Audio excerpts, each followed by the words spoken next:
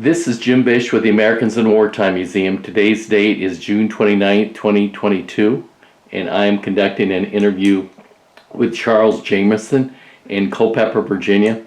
Charles, would you please give me your full name and where you were born? Charles Clifton Jameson, and I was born here in Culpeper, Virginia. You were born. Were you raised in Culpeper then? Did you grow up in Culpeper? Yes, I did. Yes, all through high school, I went to college in Richmond, and then to Vietnam, and then back here in Culpeper. I did a few jobs in Culpeper. Yeah. I was in highway construction, but I've been around here all my life. Yes. When did you graduate from high school? I graduated in 1965 from George Washington Carver Regional High School, which was a high school for 4 counties here in Virginia. Mm-hmm. Did you immediately go to college after that then? Yes. First I went to Virginia Union University, which was more of a liberal arts school, and I found out that that was not my calling, and so I transferred to Virginia Commonwealth University, which was actually Richmond Professional Institute when I started there. It actually merged with the Medical College of Virginia. I guess it was in '67, and it became the Virginia Commonwealth University with the merger. Mm-hmm. So when you graduated from high school, the Vietnam War had already kicked in. Yes. We sent first real ground troops in any size in the spring or early 1965, and so is that something that you were paying attention to? Yes, I was. In fact, I had a classmate who had left high school, Robert Hopkins, and went into the service. And that was in '65? Yeah. And, it made me aware of what young men were going through at the time, and I didn't plan on being in the military or anything, but Okay, so you graduated from high school. You were thinking about the war. How did you find your way into the military service? Well, doing my transferring from Virginia Union to Virginia Commonwealth, I thought I could do it in January, which didn't get all my paperwork there in time, so I could enroll as a part-time student. I went to work that semester, so immediately I was called in for a physical. I got induction orders. I was back in school that fall, and so they let me go. But as soon as I finished my student teaching, and my advisor had advised me to take a couple more classes, something to run on out to the end of the year. And I just felt like I'd been on my parents long enough and I needed to go to work. And within a month, I got my induction orders. They for the second time. They were keeping tabs of students. So. Very closely, it seems. Yes. Yeah. What did you get your degree in? And you said you were education. You were doing your student teaching. Yeah. Or just do your student teaching? I did my student teaching at John Marshall Middle School in Richmond. Okay. Yep. And that was a fun time. And did some coaching of the basketball team, stuff like that. Yeah. So you got your notice, and so what did you do then? Did you enlist, or did you wait to get drafted, or what? No, that was my induction orders to be drafted, and so immediately I went down to the Selective Service Board, and I said, "Wow, I don't know." I said, It's been 2.5 years since I had a physical. And the lady said, "That's all right. They'll give you a physical that day, and if you don't pass, you can come back home." So that was it. And they gave you a physical? Yeah, I went down, and yes, I had a physical and went right straight on. Now that's another story. I went in with actually a fractured rib and a punctured lung that I had when I was 15. I have a rib here I can show you. I never saw it until I was getting out of the Army. When they pulled me out of line to go have another x-ray, and I went to have this x-ray and saw this rib that's fractured with a piece. So I've lived with it all these years. I was in an accident with a cousin. He was driving. And it never did reattach itself to the rest of the ribs, so it's just sitting there. Yeah, it's just a piece that's sort of fractured away from the rib, and I can feel it. But when Yeah. I saw it, I said, "Oh boy." Yeah. So you had a punctured lung. Have you been living with a punctured lung all that time? Well, evidently it must have healed. I was in the hospital. This was probably Culpeper Memorial Hospital. Probably hadn't been open that long. It was probably say about 62 or 63, somewhere in that vicinity when that happened. And I knew I had the punctured lung for a while, but I guess it was good enough for me to go. Yeah. So that didn't curtail them passing your physical and moving you forward. But like I said, going in, they never said anything about it. But coming out, I was pulled out of line. It was like, and I had never seen it either. Yeah. That I need to go back and have an X-ray because they didn't. They didn't mention those things going in. No, they didn't mention going in, but coming out, they let me know. Yeah. So where did you go to basic training at? I went to Fort Campbell, Kentucky. And when was this? What was the date? This was May of 1970. I have the exact dates here. Yeah, I've got it. Yeah. So it was in just late spring on coming to summer. That's when you entered. Yeah. Well, I was in good shape then, and I remember it was supposed to be like we were supposed to have a 0 week. We weren't supposed to start basic training then, but our drill sergeants, they came over and got us on a bus and took us back to our unit. And that first evening we went out and ran 6 laps around the track. They said they had the worst PT class, that the previous class had been the worst PT class that they had, so they were not going to have it again. So they really worked us. Was everybody pretty much able to keep up, or Yeah. was your? No, well, we had some. We had some. We had some guys that were really amazing, and I can remember a guy that was from Old Dominion and was a baseball player, and he could get up on the monkey bars, make us all look sick. And then you would have guys that when we'd be out on the track, they couldn't make it, and of course, we would have to assist them. And I can remember helping a guy one time, and the guy was me and another guy, and the guy started dragging his feet. And another guy came up later and said, "Let me give you a hand." And I don't know where I got the energy from, but I said, "I'm getting away from these dudes." Good job. Yeah. So how long was basic training? 8 weeks. And is there anything that was basic training basically what you thought it was going to be? Was it worse or better? Or? Well, the PT training was really intense, and we had the best PT unit that 8 weeks. And I think I can remember one guy going AWOL doing basic training. And I was a sharpshooter with the M16. My brother was a expert, but he was better than I. But a sharpshooter was good with the M16. Had your brother gone in before you? Yeah, well, he was several years ahead of me, and he went to Germany. But he was a remarkable with a weapon. He was pretty good. Uh-huh. So after basic training, where did you get sent to? All right, I got sent to Fort Sill, Oklahoma. And really, I was very fortunate in that because I was in an air-conditioned classroom, learning about figuring up data for the artillery. Mm-hmm. And when we would go out to the field some, but most of the time we were in an air-conditioned classroom and to learn. And then I got my assignment to. So how long was your class? I'm assuming you were probably there about July. Yeah. The summertime. Yeah, it was another 8 weeks. So. May and June you were in basic training. In July and August or so you were in school. And probably September too, because I ended up in Vietnam in October. I might have had 2 weeks off from AIT to that, but I ended up in Vietnam in October. How long did you have a large class with artillery? No, not really. Not really. It may have been 20 guys. I don't know if there were other classes, but in my class, and they probably had different weeks going. So after class, after you were done with your 2 months being in training there, going to class, Were you able to go home on break before they sent you next? Yes, I can remember a nice party before I left.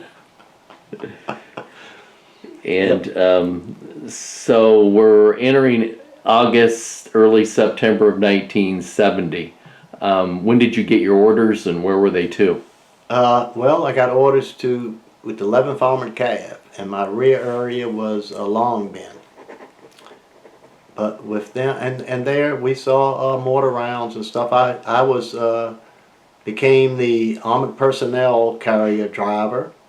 I have to laugh about that. I only had KP one time. When I first got there, I had KP duty, and that's where I found out about those little gas, diesel burners that heated up the water. They would mess you up. Luckily, I didn't have to do that but once. And then actually, after a little bit, well, I tell you, this is an interesting part. When I got there, there were two other guys from college that had just graduated from college like me, and we were all in FDC, which is Fire Direction Control. And one of the guys that we were taking his place, he started telling us about he had extended 2 months. If you had less than 5 months when you came back to the States, you could actually get out. You didn't have to do those 5 months in the service if you had spent your time in Vietnam. So he had extended for 2 extra months, but because of Christmas, he was getting a 1 month drop, so he only had to do 1 extra month. So all 3 of us did that. I made it home. I have no idea about the other 2 because after 4 months we all went somewhere else because that group was coming home. Yeah. At that time. And I can remember doing a lot of cleaning on those vehicles though. A lot of cleaning before they left. Going to Da Nang, cleaning. Kept you busy. When you were going over to Vietnam, did you know where you were landing at, or you just they got you involved once you got there? Yeah. Put you in. Yeah. Well, I'll tell you, going over there, the funny part was I had no idea where we were going, but our first stop was Alaska. And we get out of the plane and we look at, wait a minute, I didn't know where to get to Vietnam. And stopping in Alaska.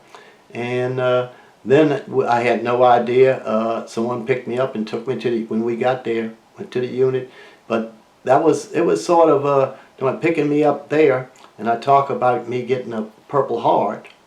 There were like 4 guys in my unit. Mine evidently, and I'm very fortunate because mine was to the head. And I can remember the sergeant coming through first, that he had been hit. I could see him holding his side. And next thing we're in the bunker and I feel blood running down my head. And they sent me to a different hospital, but mine was not that bad. I can remember someone working on me at the night, and I sort of went out, and the next morning they said, well, you can go back to your unit. So evidently it wasn't that bad. And they were heat rounds. I am just fortunate, I guess, because when I saw that the guy on radio watch had hollowed out contact fire mission, I was not on duty then, and I stood up to holler for some of the other guys. Contact fire mission, he did not say, we were the ones who were getting into contact. And it was just mortar rounds, and thank goodness for that, because I saw worse than that later on in the mortar rounds. Yeah. So when you landed, how did they separate you, and do you remember much about what you initially did after you landed in Vietnam? No, I don't. What the units you were put with and all of that? Well, I went with the 11th Armored Cav. And like I said, Fire Direction Control, and our rear area was Long Bend. We were down south. When you say south, was it south around Saigon then? Yeah, not far. We were north of Saigon, but when I say down, still south quite a ways. Yeah, still south, because my next unit was way up there. So that was the one I was telling you about, Firebase Charlie 2 on the DMZ. Yeah. But we'd clean stuff up, and then I think about guys laying around the airport waiting for a flight to take you to your next unit. And you think about it now, where were they trying to bomb? The airports. But there were sleeping bags everywhere. Yeah. And they would give you, it was funny, you were over there, but they would give you 5 or 6 days. We went to China Beach a day or 2. Did you ever make it to the Philippines or anything like that when you were over there? I went on R&R to Thailand. Okay. And that's when I ran into one of my friends that I had been in AIT with. So you did have at least one break that was enough time that you could get to Thailand. Yes. It sounds like that was a pretty normal destination for a lot of armed forces Americans over there. Well, you had to put in for it, and some guys didn't, but it was a way to get somewhere you'd probably never get to again, or possibly never get there again. Yeah. So what was your everyday job when after you were with the 11th Armored Division? At first I was helping to chart when we would get missions in. We would get missions to fire every half hour into areas, in different areas, and then we would get fire missions where forward observers would call in missions to us. And then we would have to devote our time figuring up data. And I can tell people, I said, I've changed my feelings a little bit. I mean, I've heard quite a few times, their bodies lying everywhere. And, we would be cheering. We had done our job.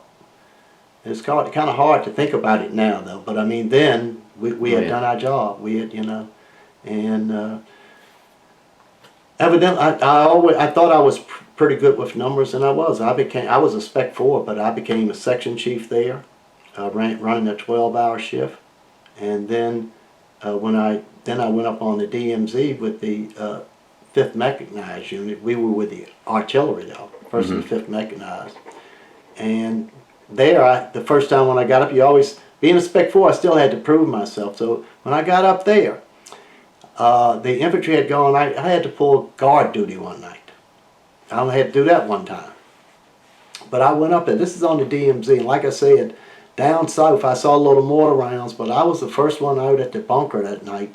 And you hear about them 122 rockets that are 6.5 foot long. I get out to the bunker, first one out there, never been up there before, never been out there, and these rockets are hitting out in front of us. They're coming over us and they're hitting out.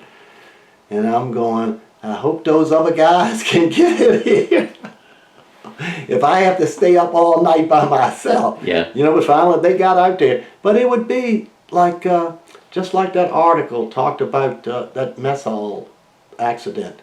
That at 4 or 5 o'clock in the evening up there, we would start getting rockets. With reading that article, they would have them out there trying to find them, but sometimes they wouldn't find them, and that's the time it looked like, we were heading to an outdoor mess hall that wasn't bunkered or anything, and that's when they would start throwing the rockets at you. Yeah. When you were back in when you were back with the 11th Armored. Were you, and you were doing calculations? Yes. Were those sent out to people, or were you actually sending? Oh. Or were you firing from where you were at? No, we were firing. We were not out there with the. You were behind. You were just giving them the coordinates. Yes. We were in a bomb coordinate, and the first. But I'll be honest, at the 11th Armored Cav, we had a bunker that we slept in, but and it wasn't as dangerous up there. It wasn't the sandbags that you see up north when I later saw. And we worked out of our armored personnel carrier with just a tent that was sandbagged. Yeah. It wasn't after I got up. I said, "Oh boy, I'm glad we got more than that up here." So when you were down south, you pretty much were in the same bunker all the time, or same living situation. Right. And how long were you doing that? How long were you? It was 4 months. It was about 4 months for each one, except the last one probably was 5. But it was just that I was with the 11th Armored Cav, and I do have the dates here somewhere. Yeah, they were there. Yeah. So you were the 11th Armored Cav, and you were there for about 4 months, getting coordinates and doing that type of thing, getting them to there. You were there. Why was it that you switched what you were doing? Do you know what the situation was that pushed you, or were you different, that you joined a different unit and all that? Oh, no, it wasn't me joining the unit. At that time, my unit was coming back to the States. That's why I was telling I went to the Nang, we were long been. So your unit was being pulled out of there and back to the States. Being pulled out. And you had more time left. I had more time left, so I had to go on, and I had extended too. Even the last time I might have could have come back home, but I extended, wanted to do my duty there. So this is probably in the winter, like January of '71, something like Yeah, that you but switched? yeah, And from it was January because that's when it was up at the, on the DMZ when I was up there at Firebase Charlie too. yeah. So so what was? Do you remember celebrating Christmas there, or anything with Christmas time? Because a lot of times here in the States, at the time Yeah. you'd see Well, troops troops at Christmas well, over there. I can remember having a decent meal, and I was still down south then. Yeah, In December, I can remember having a special meal, but I laugh and think about some of the stuff, even some of the meat. It would look really gray, and they would say, "This is water buffalo." I don't know if it was, but I said, "I've never seen a meat that's gray like this." yeah. And we had K-ration packages and stuff like that. Uh-huh. And with our data that we figured, we had a secondary check. We had like our, I guess, a unit that would check our data before we fired. Yeah. And we never had a problem. But I always remember it might have been on the Laotian border where we didn't have a secondary check and we were shooting into hers. And I looked later on in the night and realized I had made a mistake. And it really worried me for a while, but I never heard anything. Yeah, yeah. You know, stuff like that. It just, you know, you're going Yeah. back over it again. And Yeah. Yeah. So obviously you're getting feedback of where your calculations aren't right. So Right. I'm assuming Oh, yeah. that you were pretty much delivering where you needed to evidently so. most of the because, time, primarily. Yeah, because, oh yeah. No, and well, you would hear sometimes maybe one gun. Maybe they would throw the wrong charge or something. The Port Observer might tell you to cease fire. We got a round going way off over here or something, you know. You had deflection, which was turning which way. Elevation, you'd give them which way to go up, and charge. It could be 4 bag, 5 bag, 7 bag. We had slide rules and all that stuff. Yeah, yeah. And The good old days with slide rules. yeah. And really, we did have a computer over there. It was called FADAC, and it was probably about as big as your table. We didn't use it. We never used it. Yeah, yeah. Probably was not as accurate, much Yeah. more, and your slide rule was much quicker. Yeah. So at that point in January, you joined the fifth Mechanized. Yeah, not because I wanted to. Like I said, that's when I went up there. I went from mortar rounds to rockets. Uh-huh. And like I said, I pulled guard duty there, and then I became, and guys were de-roasting, coming home. I became section chief. I always remember up there, when we first got up there, the guy, my name is Charles, he said, "Oh, I'm going to give you a nickname. I'm going to call you Cherry Chuck." And I said, "Now wait, no, I've been in country. I've been in country for about 5 months." He said, "Well, you're still a cherry to me. I've been here 12 months. He was getting ready to come home. So my nickname ended up being Cherry Chuck. We just had some fun. Yeah. Good. When you were up north, then did you know were many others from your unit in the 11th Armored Cav? Or you were just the lone one that was put in that unit? I don't know. That's what I said. Those other 2 guys that extended with me, I have no idea where they went. I've never heard any more from them, and I hope they got home. I don't know. Mm-hmm. I don't even know where they went. You know. Yeah, yeah. But you ended up, and how you were in the DMZ? You said at that point. Yeah. It was this was called Firebase Charlie 2. I've studied up on it a little bit to find that no one was up above them of the 1st and 5th Mechanized unit up there at that place. Uh-huh. And it was, you know, like I said, I saw some big rockets come through, and even I told my wife, I said, I can remember, I don't know what, we went out somewhere and I came back and we were leaving there. So it must have been when I was getting ready to go to, they were leaving, I guess, up there. And I come back to get my stuff out of my bunker, and I look up in the ceiling, there's a rocket up there. I don't know if it was unexploded or what, but up it had come in, you know. Yeah. And I just, you know, you have those type memories. That's wow. Yeah. So you were doing the same job. You were working coordinates and all that. That's what you were doing in both places. You said your living conditions changed tremendously from being in the 11th down south to the 5th Mechanized group. What was your living conditions like? And it was a lot more bunkered. Like I said, down at south, sometimes we'd have sandbags up part of the way in a tent or something. But when you got up there, there were bunkers, and it was a lot different up there when you saw those big rockets come in Yeah. too. Much more of the war up there. Yeah, much more of the war up there, and like I said, up there I saw one Firebase. It was an Arvin Firebase. They were out further than us, and all we could shoot was illumination rounds for them, and they got overrun. And the next day, we see the B-52 bomber come over and blow the whole hill up over there because they had run off and left the artillery, and we didn't need them to have our artillery or anything else, so they just bombed the hill. Uh-huh. Seeing stuff like that, you know. Yeah.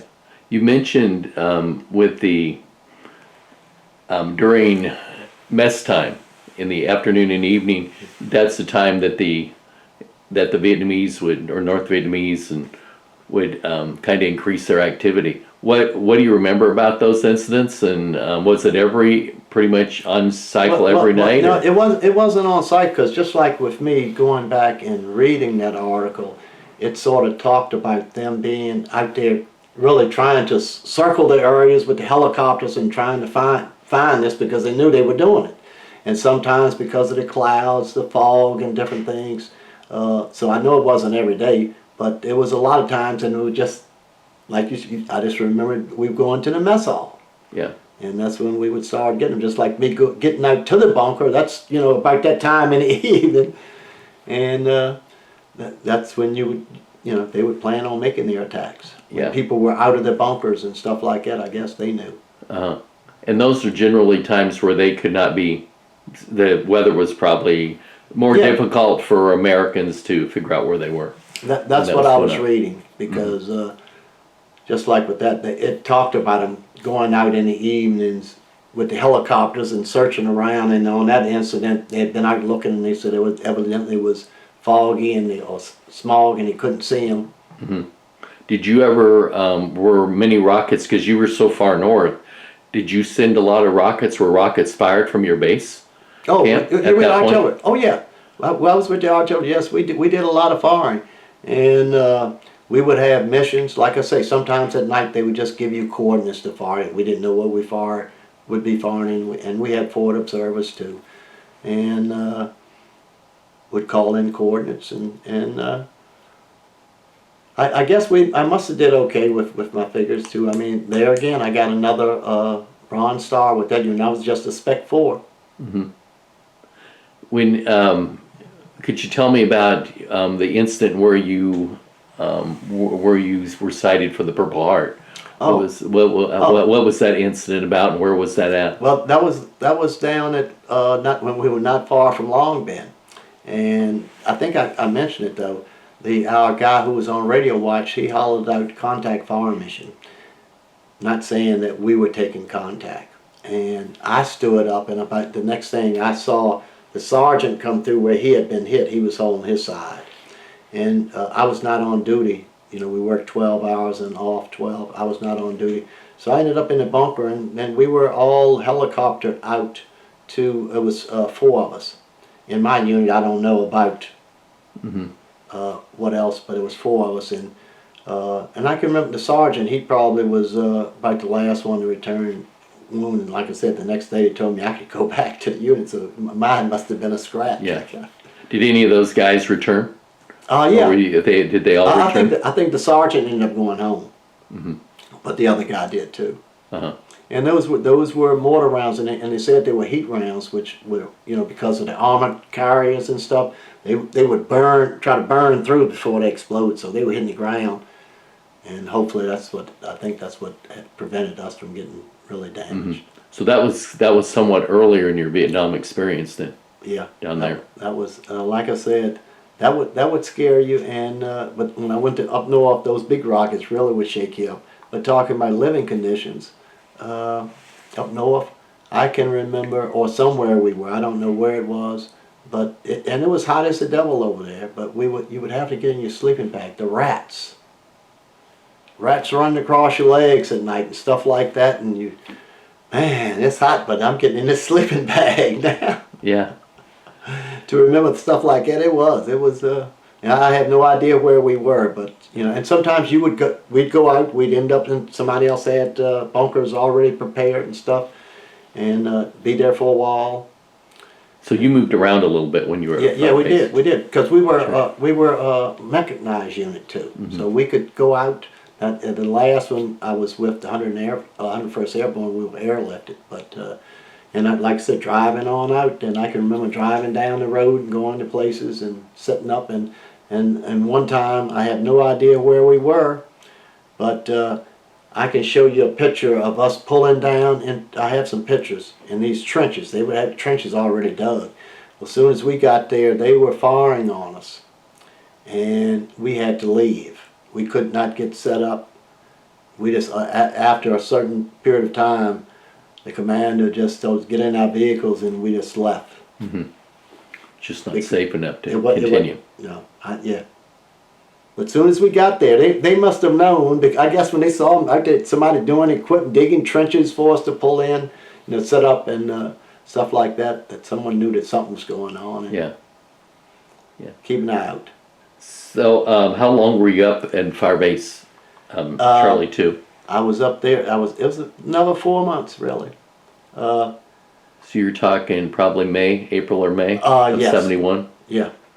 Well, yeah, because that's when, well, I was still there in May, because that's where those 30 guys got killed. It was in May. So, oh yeah, no, it was probably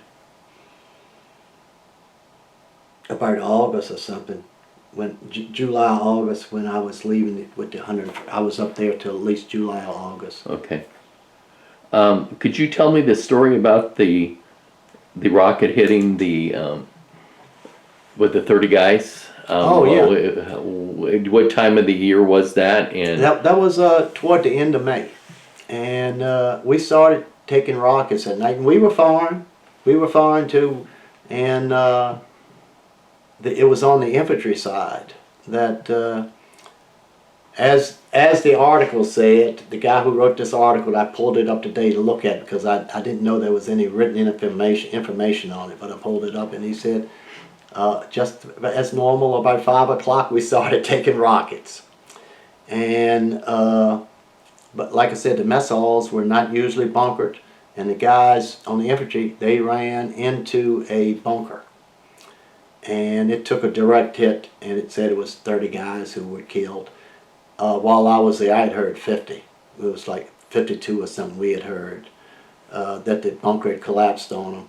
And the article didn't say anything about it, but I can almost believe it. I mean, they had beer runs over there. They would go, you had beer, stuff like that. And they said that they had taken out some of the braces on this bunker right by the mess hall, because when they started getting the rockets, they needed somewhere to go. If they're sitting in there right, doing nothing, might as well view a movie. entertainment center. But yes, but the things that we've done to ourselves too, sometimes when you think back, it was nothing. I don't know if that was so, but to me, I just thought, I said, well, probably we did, you know. Mm-hmm. So how close, did you know any of those guys that were killed? No. And really, I would say I only knew, while I was there, maybe 4 or 5 different guys. I would go out sometimes. We had a basketball ground. I would go out and play with some of the, we would call them gun bunnies. Hopefully they wouldn't get me for that. The guys with that were putting the ammo in there. I had a basketball goal, go out and play some with them. I might have known a couple of them a little bit, but most of the time, you know, working 12 hours and off 12 hours, we were usually pretty close to our bunkers and stuff like that. And Yeah. there wasn't a lot of playing around. Did you work with others that were doing the calculations for the coordinates for the artillery? Was there a group of you, Oh, a yeah. team that were doing Oh, that? yeah. Did you get pretty close to that team? Oh yeah. We had a pretty good crew. I've got a picture in there of a couple of, in fact, the ones that were up at Firebase Charlie 2. And I had one of them to come through Culpeper. He was a farmer from Arkansas, and it was a farm rally years ago in Washington. And he and his family came through and stopped. It was probably, oh yeah, well it was, I was living in my first house, a townhouse then, and so that was probably, I think it came through, yeah, the 1990s probably. no, well this was, Before then. yeah, I think it was late 70s or early 80s, because I was there till about, got married but I can remember coming to the townhouse. And it was probably in the late 70s. And how come what was the situation which you ended up going to another unit then from the Well, 5th Mechanized? Yeah, the first and the 5th Mechanized Unit, they were coming home. So two different groups that you were with that were coming home, Yep. and you still, now at this point you'd probably already signed up for extra time, or had you yet? Yeah, no, I had signed up for the 2 extra months to give me less than 5 months when I got back. If you got back to the States with less than 5 months of service to do, you could get out of the service. So I planned on doing that. I didn't want to spend as a Spec 4, Spec 5 running around, yes sir, for my last. Yeah. And they probably didn't want you, they had to figure out something for you guys to do too. Yep, probably so. So when was it that you signed up for the extra time? How close was that to when you were leaving? That was almost immediately. Really? This was, yeah, when we got So right there, when you got there, you said those other, so you were able to sign up at that point? this guy told us about doing this, and he was going to be leaving the next month. Our time was going to work out perfectly just like his. And that's what we were planning on, and for me it did. For me it did. In fact, I was with the 101st Airborne. The Sergeant Major wanted me to go up for Soldier of the Month. And it was like, within like 1st of November or something like that. Well, I left in October. I can look at it, but I can tell you the day that I was leaving, that was the day of the contest. And I kept telling him, I'm not going to be here, Sarge. He said, oh, you'll be here. I said, no, I'm going to get that drop. The 1 month drop, that's what I was hoping for, and I got it the day that the Soldier of the Month thing was. I was getting on the plane. But he knew it after that. But it was just sort of funny that he wanted me to go up for it, and I said, I'm leaving. I'm not going to be here. I'm getting that Christmas drop, and it worked out for me. I don't know about the other 2 guys, but I hope it did. Yeah. So when the 5th Armored Unit, or 5th Mechanized Unit left, they had to find a place for you then. I went to Da Nang again. We went to Da Nang again, cleaned up the equipment, and my orders were to go to the 101st Airborne. Okay. And that's when I ended up in the Lamson 719 that I didn't know I was in, on the Laotian border. We were airlifted in there and airlifted out. Were you doing your same job? Doing the same job, Even with the 101st Airborne? I went there and I became section chief there. And that earned me another Bronze Star, I guess. Otherwise, I don't know why I got them. But. Yeah. So I assume they were, I don't know, were they firing into Laos at that point? Or were they dropping stuff with the aircraft into Laos? We were firing. I have no idea. We were firing into coordinates that I had no idea at the time. I didn't even know I was on the Laotian border. But understand, we were not in Laos. Yeah. We were on the Laotian border. And I tell people that I was never really around the Arvins but one time. And I know that was it because of them coming in. The last night we were there, we did not do any firing. And a guy who was on radio watch during the night, he hollered out that he saw an arm coming around the bunker. Our raincoats were hung where we went out to bunker. A lot of monsoon, a lot of rain. So he saw someone like they were trying to get our raincoats, and he hollered. Well, the next morning, as we're trying to get our stuff out, the Arvins are coming in. Well, they were already there probably, but they are just walking around through our bunker as we're trying to get stuff. They are just walking around, and so one guy stays there, one guy goes out to the Connex box. But then when I found out that I was in the Lamson 719 and read about the Arvins going in, and after 1 month that they were encircled by the Viet Cong, 2/3 of them went back north as prisoners, and the other third got back down south, but it took them a month. And I think that was the group that I saw. You know, they just, to me. So were you don't know if your group was had any ties or connections or communication with Arvin at that time? Oh, well, I'm when you sure were they there? did. I mean, I You never didn't know, but yeah. I never, in my position, like I said, most of the time I was in a bunker figuring up data or on, you know, we just, Right. I didn't have the contact. I would see some bodies every now and then and stuff like that. But I really didn't have any contact with them, except that time when they were coming in, and Yeah. and I knew it and didn't read about it, and I said, oh yeah, it just sort of, they just didn't impress me. Yeah. You know. Well, at that time, America, we were trying to disrupt the Ho Chi Minh Trail. That's what it was. That was drawing through there, Yep. and they were supplying goods into Cambodia and other places. You know, that was putting pressure on South Vietnam. So. Yes.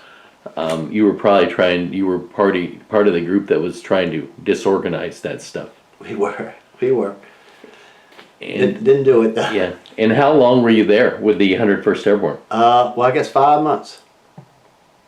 And it gave me my 13 months. And this was getting you into the early spring, late winter, 72? This was October of 71. Okay.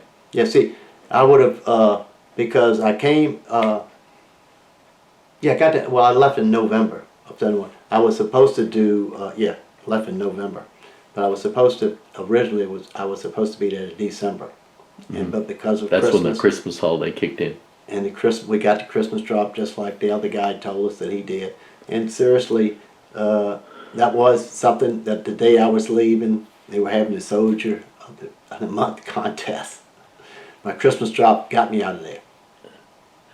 And that's when I ended up in Seattle, Washington from there. And that's when we were getting ready to leave, and they pulled me out of line to go back and have another x-ray. Yeah. What was the process of you leaving Vietnam? Did they just pull you out? You had orders to... I had orders. Believe me, you go through a lot of physicals, a lot of tests and stuff like that. They're checking you out. And just like that in Seattle, Washington, and making sure you got what you need to have and rushing you on through.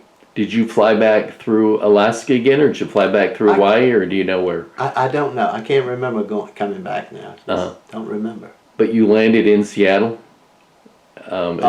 Yes. I guess we did, yeah. And I can remember when I landed in Seattle. I left out of Oakland. I remember leaving out of Oakland and came back into Seattle. So when you were the 101st Airborne, when you were leaving, was there a group of you that were leaving, or they're just single people that were ended up on the transport to get out of there? Yeah, it was just single people, whoever. On different units. Yeah, different units, and I can remember. I guess I don't know where I went in to catch the plane to leave, but I can remember flying out of Vietnam. Must have been in Da Nang, I guess. I don't know. Mm-hmm. And that was in November of 71. Yes. Yep. And so I only did 18 months. And when you landed, then you had your final discharge in Seattle. Then is that where you had it? Yeah. And what was the discharge like? What you said they gave you a physical, or what were some of the process? Well, they gave you a physical. You went through. I can't remember it all, but I can remember when I thought I was getting ready to get my flight, and they pulled me out of line to go back and have that other X-ray. But it's I can't remember a lot about it. That's about the extent of what I can remember that. Yeah. And that was another thing I can remember coming into Dulles, and the plane that night. You have these memories. The plane went in and went down and went back up. Flew around again. It came down low and went back up. Finally, the pilot said that they were doing that because they had a light coming on saying the landing gear wasn't coming down. But they were going down where they could see it from the tower. Observe it. Yeah. So, but when we landed, it was fire trucks and everything all around. I mean, that was, Wow. And did the landing gear come down? Yeah, the landing gear was down. Everything was fine, but but it was just, we would go in like this and they'd go back up. And we go, what's going on? They come around again. Yeah. And that's what. Then finally, they told us that's what they were trying to get a look at, and it was just a light that was coming on, but they thought the landing gear was down, and thank God it was. So you flew from Seattle to Dulles then? Yeah. Yep. To get back to Virginia. Yep. And when you got back to Virginia, anybody there waiting for you, your family or whatever? Yeah, I think my dad came and picked me up. Yeah, my dad came and picked me up. Mm-hmm. Yep. That was some happy times. Yeah. And so your service was over at that point? Yeah, and really because of, I went to work with my dad, which was in highway construction, and I did not have to do any reserve training, Mm-hmm. because I was in they said a job that was needed, critical job, highway, so didn't have to do any. Well, that's good. Yeah. So looking back on it, and that's been 50 years ago now, Yeah. plus since you were in Vietnam and in the service, was your time in the service, looking back on it, would you say that benefited you or not throughout your career and even through life? Well, yeah, I would say, it benefited me, and I learned some things, and I feel proud of it. I'm not proud of all of the stuff that I was involved in, possibly, and just because of, I think about the Agent Orange and, our soldiers, but those people over there too. And so it just, I don't know if it was all right. It doesn't seem like it now. So I just, it's hard to look at things when you look at the truth on some things. Yeah. Did you mentioned Agent Orange? Were you around Agent Orange or anything ever getting dropped near you? Well, Or yeah. And I tell people this. I realize it now. We would be we had most of the time no shirts on, and we outside walking around. You could smell it. You could feel it. And I look at I think about it, that just like we're talking about, they're out there looking for these guys. But what do you think they were doing before they were looking around these fire bases? They needed to have visibility around them, so they could see them. And that's where they did a lot of spraying. I look at a lot of my pictures, and all you see is bare ground. Yeah. Which I know they had dozers and stuff around the fire bases and stuff like that, but you don't see much foliage. I have a couple of pictures where you'll see some foliage with some smoke coming out from down in a hill or something like that, but most of it, it's like bare ground, and it was being sprayed. Yeah. Agent Orange and napalm cleared out stuff that you needed cleared out for security. Right. Yeah. Yep. And that's kind of there. So, is there anything before we close this interview? Is there anything that you remember about your experience, good or bad, that you'd like to, that you haven't touched upon yet? Boy, I don't know. It was I met some friends, and I hope that they are doing well. And I don't know what else to say except that I did my duty. It was a little different experience for you because you were taken out singly versus your other two, the first or the 11th Armored Cav and the fifth Mechanized. Yeah, exactly. They came out as a group, so you were. I mean, that's got to be a little different experience. I wasn't. 4 months here, 4 months here, but I am proud of. Like I said, I was section chief each group that I went to. That says a lot. That says a lot, about their impressions of you. Right. Yeah. I mean, I know that I was good in math too, but I mean, it that makes me feel good when I feel that. Like I said, I had to do PT one time, and then I had to do guard duty one time. But after they learned, I didn't have to do it anymore. Yeah. You were too vital for them. Yeah. I hope so. Yeah, maybe. It sounds good anyway. Yeah. Well, thank you for your service, and thank you for doing an interview with us. Well, thank you very much, Jim. Thank you. Really. Thank you.